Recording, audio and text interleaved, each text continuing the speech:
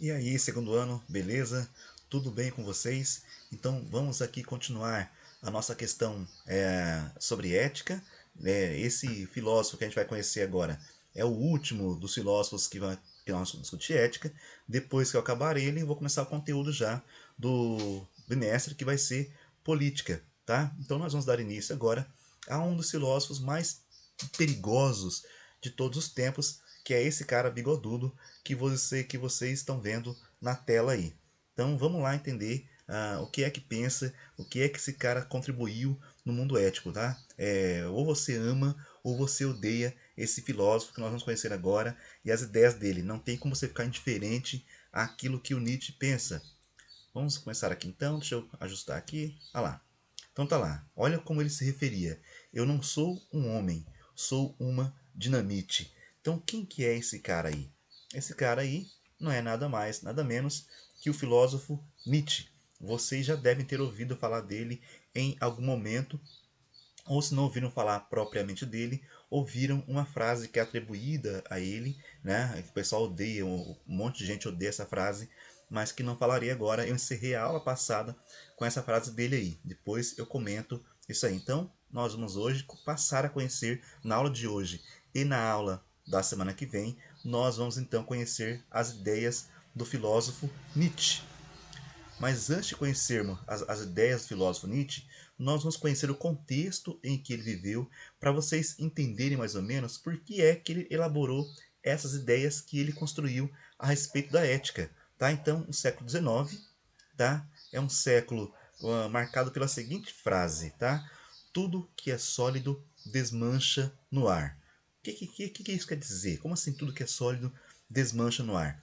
Então, segundo o Karl Marx, tá, que viveu ali no século XIX, aquelas tradições, aquele mundo então, que o homem veio criando do passado antigo até o século XIX, aquilo que era sólido, as instituições, a igreja, a forma de conhecimento, a sociedade, a maneira como o homem produzia os produtos, tudo aquilo que era sólido até então, agora, no século XIX, passava a se desmanchar no ar, a se destruir, porque o mundo a partir do século XIX seria um outro mundo criado pelas transformações, pelas inovações que estavam ocorrendo no século XIX.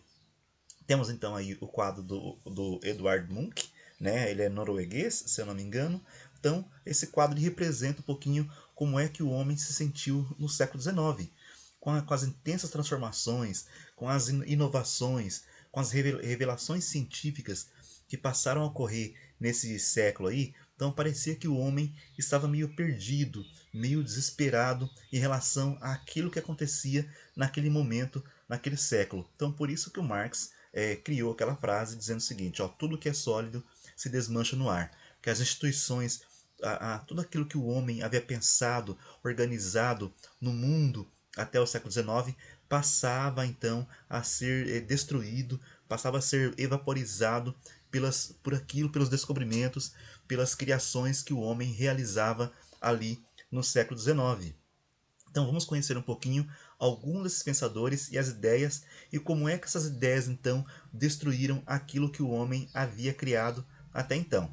Então o Karl Marx, né?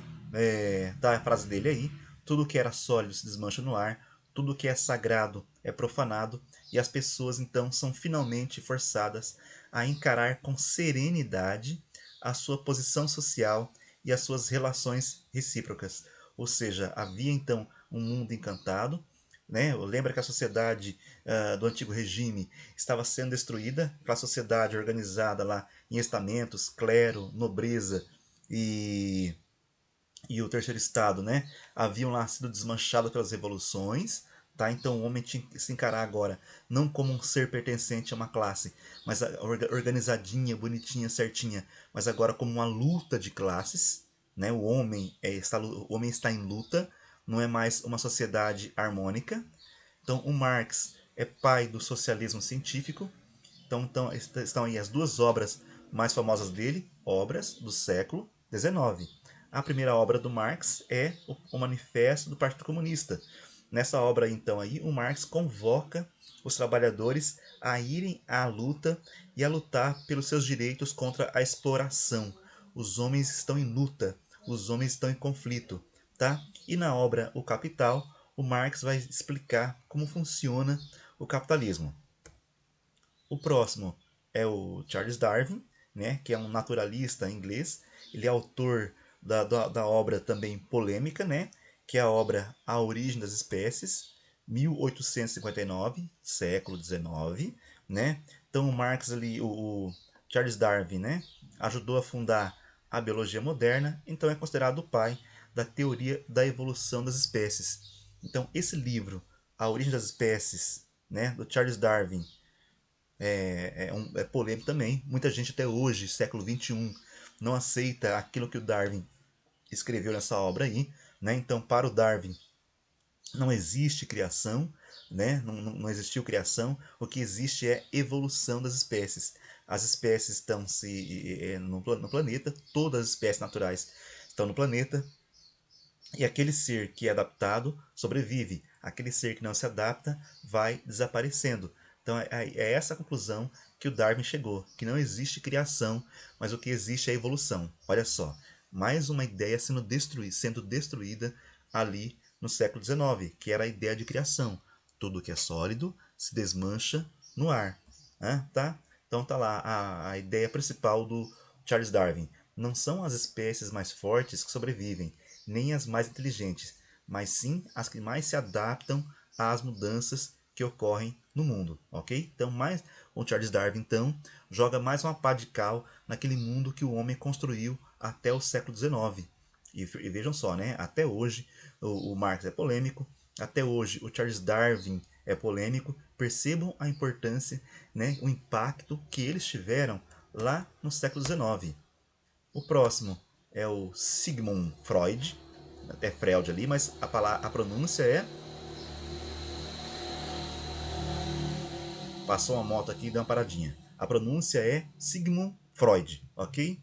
Então, o Freud, ele é um médico e pesquisador austríaco, ele é pai da psicanálise, né? Então, a psicanálise é um método utilizado para entender os problemas mentais das pessoas. E aí, né, na teoria principal do Sigmund Freud, é que os desequilíbrios psíquicos que as pessoas têm, neurose, psicose, perversão, né, são consequências de repressão dos sentimentos. Então, se você estudar, se você for a fundo se conhecer, você vai achar lá na repressão aos seus sentimentos todos os seus problemas. No terceiro ano, eu darei uma aula específica sobre o Freud para vocês, tá? Por enquanto, só estou usando aqui o Freud para falar também do mais um pensador do século XIX que escreveu ideias, né, que abalaram o mundo. Como é que o Freud abalou? O Freud abalou no seguinte ponto: não existe alma.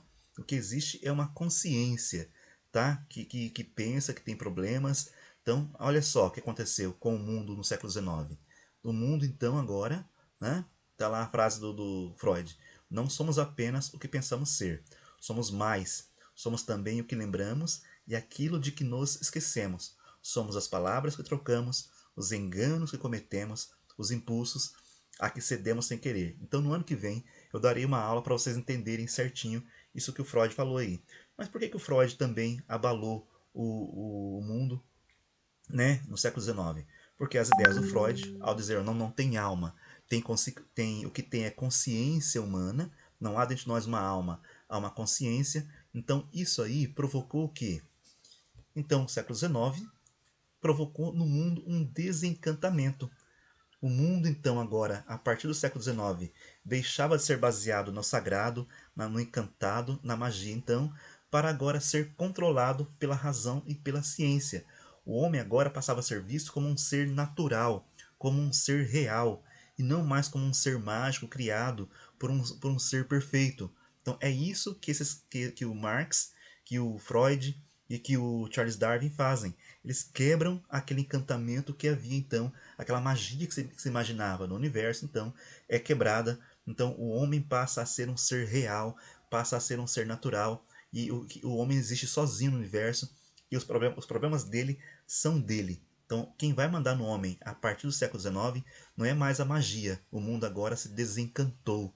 Não há mais magia, não há mais fé. O que é agora, então, é a ciência, é o homem lutando, né, para organizar, para construir o seu mundo. Então é nesse século XIX então aí em que há esse desencantamento, né? O mundo deixa de ser encantado, deixa de ser fundado no sagrado e na magia, é que o Nietzsche viveu então e que o Nietzsche vai ser influenciado por todas essas ideias aí, tá? Então, o nome completo dele, Friedrich Wilhelm Nietzsche. Então tá lá, 1844 a 1900, né? Viveu pouco, ele teve problemas de saúde. Depois, na próxima aula, eu falo o porquê desses problemas de saúde dele, tá? Devido à vida que ele levava. E aí então, essas estão aí as obras mais famosas do Nietzsche. A Origem da Tragédia, a Filosofia na Idade Trágica dos Gregos, Humano, demasiado humano, ó, humano demais, né? Assim Falou Zaratustra, que é uma das obras mais famosas dele, tá? E aí, Nietzsche, A Genealogia da Moral, Além do Bem e do Mal, Crepúsculo dos Ídolos e Vontade e Poder.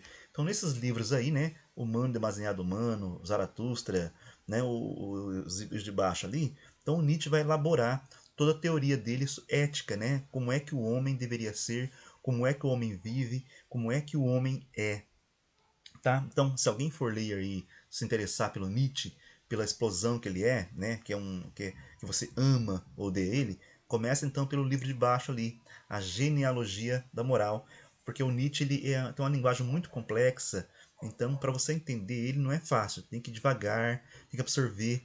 As ideias do Nietzsche são muito pesadas, tá? Ele é considerado muito pesado, muito perigoso. As ideias dele, se não souber então ler, você vai ficar meio perdido aí com Nietzsche. Então leia ali, né? Ele tem também vários aforismos que são frases curtas, tá? E pesadas. Então quem for ler o Nietzsche aí, começa por esse livro aí, A Genealogia da Moral, né? Ele vai explicar então como é que surge, de onde é então que vieram os valores morais que nós temos. Depois lê lá o Assim Falou Zaratustra, Além do Bem e do Mal, tá? Então vão aos pouquinhos aí absorvendo o Nietzsche, quem se interessar por ele, ok? Então, o Nietzsche dizia que ele era um filósofo que usava golpes de martelo. Ele então se considerava o destruidor da filosofia, ó, mais uma destruição, né? Nietzsche se considerava o destruidor da filosofia que fora construída até então. Ele mesmo se, falta uma aspas no final ali. Ele mesmo se denominava um irracionalista, né? A filosofia usa a razão, mas ele falava: "Não, eu não sou racionalista. Eu sou um irracionalista, tá? Eu não gosto dessa razão que foi criada aí." Mas para que o Nietzsche fez isso? Né? O que Nietzsche fez para se considerar um destruidor da filosofia?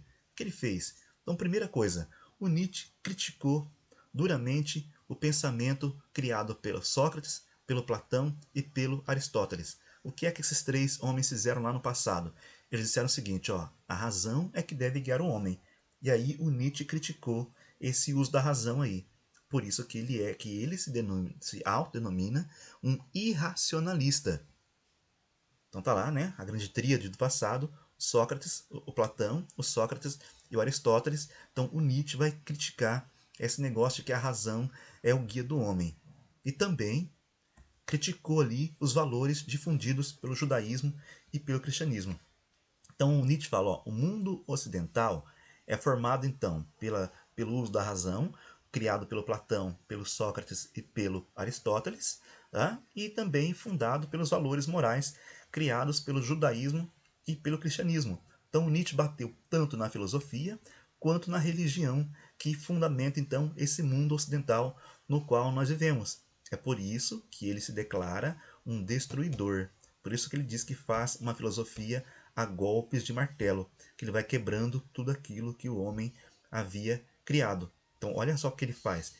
São os fundamentos do mundo ocidental. Platão, Sócrates e Aristóteles, e os valores do judaísmo e do cristianismo são os valores que fundamentam o mundo ocidental. E ele destruiu, ele falou assim, eu vou destruir, isso aí não vale para nada. Tá? Mas por que ele criticou isso aí? Porque segundo o Nietzsche, a razão, né? Tá ali a primeira imagem de cima ali, né? A razão criada pelo Platão, pelo Sócrates e pelo Aristóteles, tanto quanto os valores do judaísmo e do cristianismo, aprisionam o homem, reprimem os instintos de vida, os instintos de potência que o homem tem.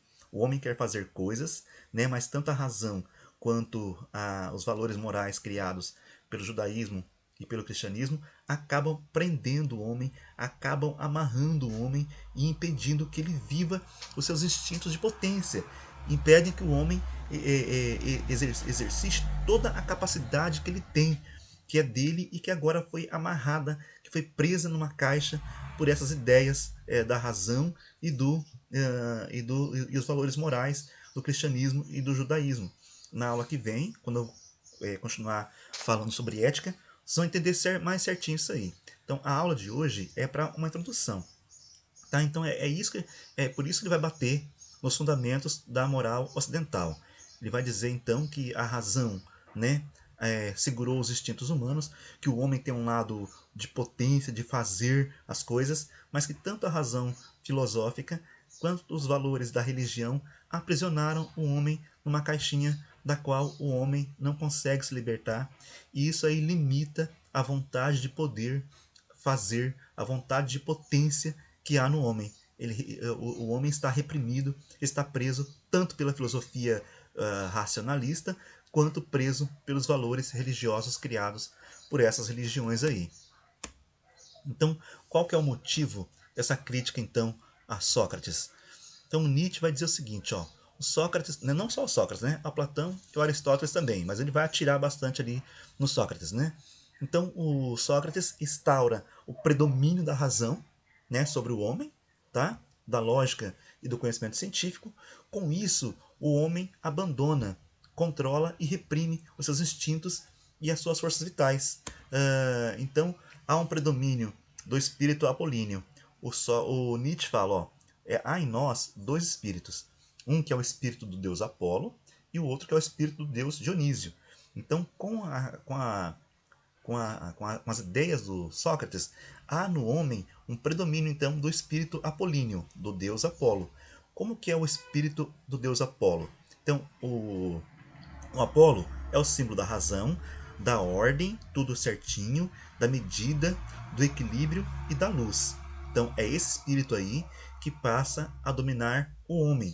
E qual espírito que passa, então, qual lado nosso que passa a perder? Como é que o homem deveria ser? Então, segundo o Nietzsche, antes do predomínio da filosofia socrática, o espírito apolíneo e o espírito dionisíaco se contrabalançavam. Então, se completavam mútua, né, e dialeticamente, estavam em confronto, se lutando. Mas o espírito dionisíaco, como que é esse espírito dionisíaco?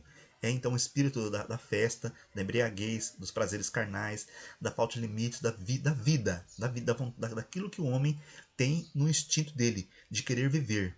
Tá? Então esse espírito dionisíaco aí, ele foi aprisionado, foi dominado pelo espírito apolíneo. Então o Nietzsche dizia que os homens anteriores, né, os homens do período pré-socrático, lá da filosofia, antes lá do Homero, eram homens que viviam intensamente, mas que agora com Sócrates, com as ideias da razão, então o espírito apolíneo, que é o espírito da ordem, do tô certinho, da regra, passou a dominar o espírito dionisíaco do homem. Então esse lado humano de querer viver, de fazer valer seus instintos, então passou a ser dominado e o homem agora se repreendeu, o homem está preso. Então é assim que deveria ser o homem para o Nietzsche, tá? Usar o seu lado também dionisíaco de ir à vida, de se divertir, de fazer valer aquilo que o homem é. É por isso então que o Nietzsche criticou então lá o Sócrates, ok? Então por hoje eu vou encerrar aqui o Nietzsche, ok? Na aula que vem eu vou me aprofundar mais nos conceitos que o Nietzsche criou e como é que o Nietzsche pensa a ética. Com essa questão aí do espírito apolíneo, que é certinho, né, da regra, da medida, e do espírito dionisíaco, do deus Dionísio, que é o deus da festa, da bebida, da embriaguez, né? Então encerra a aula, né? Vocês pensem a respeito disso aí, né? Se nós realmente estamos prendendo os nossos instintos, se a razão e a religião prendem nossos instintos. Daí na aula que vem eu vou aprofundar essa ideia do Nietzsche, ok? Obrigado, classe. Valeu. Até a próxima.